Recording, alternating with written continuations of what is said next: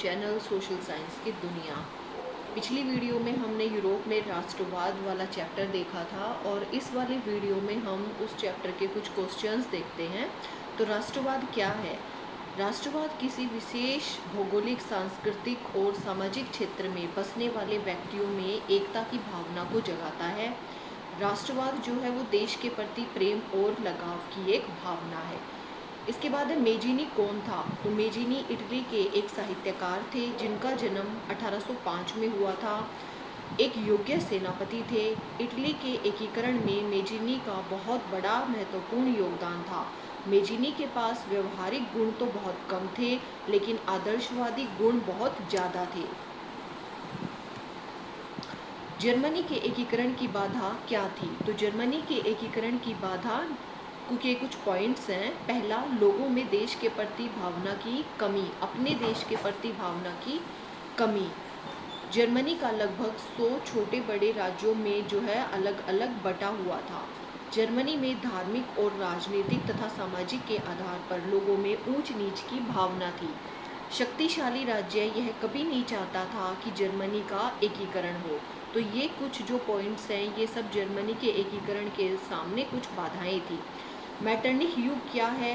तो मैटरनिक युग यूरोप में 1815 से 1848 के काल को कहा जाता है, क्योंकि 1815 में ऑस्ट्रिया के चांसलर मैटरनिक का वियना कांग्रेस का नेतृत्व करने के साथ साथ मैटरनिक युग की शुरुआत होती है और 1848 की क्रांति के बाद मैटरनिक युग का अंत हो जाता है। इटली जर्मनी के एकीकरण में ऑस्ट्रिया की भूमिका क्या थी? जब इटली का एकीकरण हो रहा था, उसी समय जर्मन क्षेत्र में भी समान प्रक्रियाएं चल रही थी। इटली और जर्मनी के एकीकरण में ऑस्ट्रिया बहुत बड़ा बाधक था।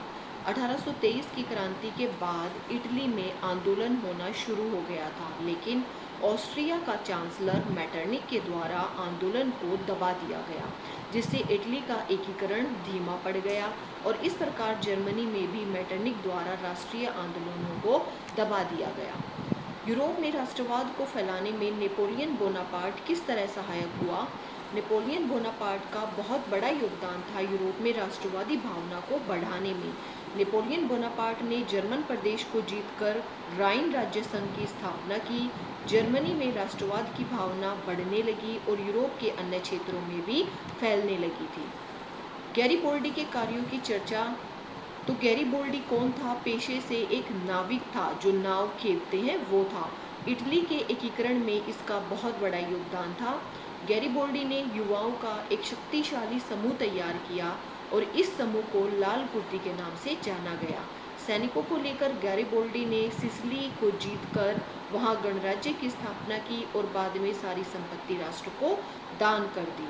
तो ये कुछ क्वेश्चंस हैं। इसके बाद अगली वीडियो में इसके नेक्स्ट क्वेश्चंस आएंगे। अगर बच्चों आपको ये वीडियो पसंद आती है तो वीडियो को लाइक शेयर ज़रूर करें, चैनल को सब्सक्राइब करें। Thank you.